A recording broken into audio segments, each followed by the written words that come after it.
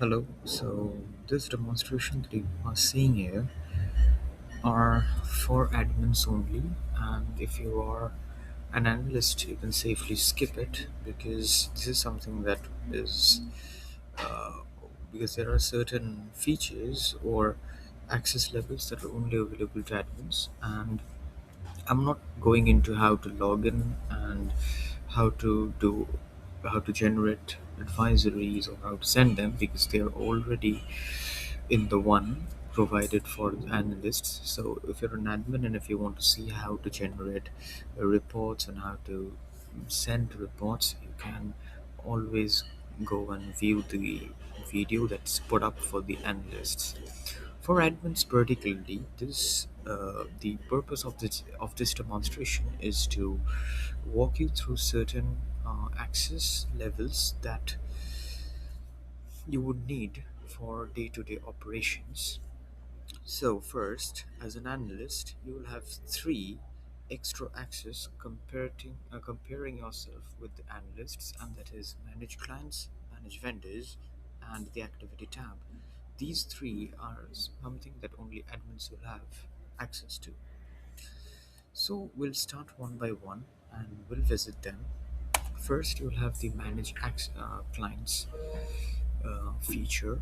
So as an analyst, you can manage clients. That is, you can onboard a new client, you can edit an already existing client's environment. So we'll start from the beginning. For example, you have a client named XYZ, and XYZ at example dot com, for example, is the mail. So you can enter all the details. You can enter the organization name. For example, the organization is XYZ ABC underscore ABC. So you can enter all the details of the client, and then what you can do is you can select the sectors that the client operates in. If the client is operating from a particular sector, these are optional and not a hard and fast rule that you will have to select them. So you can do that. Once you have selected the sectors, as I said again, it's optional. You can always, sorry for that interruption, you can always click on the vendors tab and you can search the vendors. So these vendors are the OEMs that the particular client that you're onboarding uses. So it's recommended instead of entering vendors from here, for example, if you search Siemens, you will get Siemens. If you search for, let's say, ABB, you'll get it here as well. But if it's recommended that you add the client first and then you edit the environment. So for example, I have ICTC Digital Lab as a client. So once I've added the client, then I can go back and always edit. I think that's a better way of adding OEMs to the particular client. So now I can click on edit environment. From here, I can search for vendors. For example, client is using AWS, so I can select AWS. I can search for it, and it gets filtered in real time, obviously, like any other tool or platform does. So, or the second thing is you can browse by categories as well. Now you won't get all the OEMs under categories, but most IT systems, they are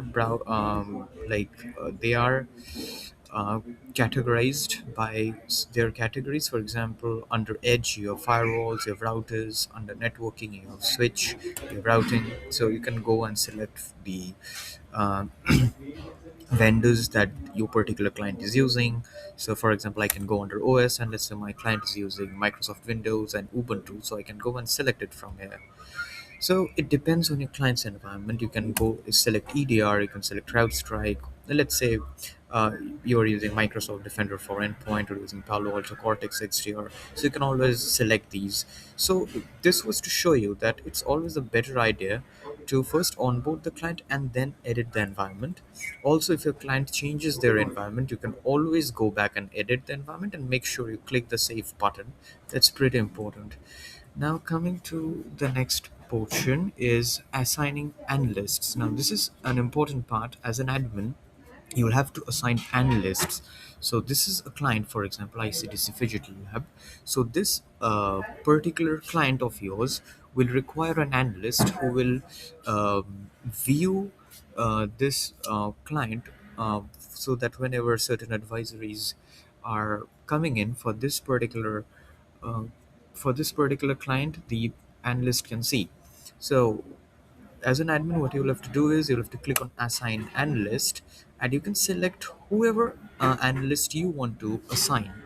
So for example, if I want to assign Ayush, I will click on Ayush and I will select save assignments. And what will happen here is I will show you. um, you see, there are two assigned clients, sorry, assigned analysts for this particular client. So these two analysts will be able to view this client's environment and will be able to send out advisories to them. You can also, as an admin, you can also remove analysts. So this mapping is a many-to-many mapping. That is, many clients, that is, multiple clients can have multiple analysts, which is obviously a sensible decision. And so this is how you can assign analysts and you can edit the environment of your particular client. Now coming to the next part is manage vendors. So as a vendor, what you can do is so not as a vendor. So what you can do here is you can click on manage vendors, and this manage vendor part is pretty important because this is where you can add your own OEMs. For example, there's a new OEM that comes into the market. Again, let's say XYZ, the name of the OEM. You can add categories. Now, this is optional. If you want, you can. Otherwise, XYZ by default will be categorized under others. But if you want, you can give them a certain category. For example, edge devices. Now, under edge devices, let's say I can either add it as a firewall router, or I can give it a new subcategory, whatever you want. So you can also edit a previously created OEM. So for example, I have GCP, Google Cloud Platform. So I can click on Google Cloud Platform and I can edit the OEM if I want. So for example, I want to change it from hyperscaler to something else. So these are editable things and the admin can do these things.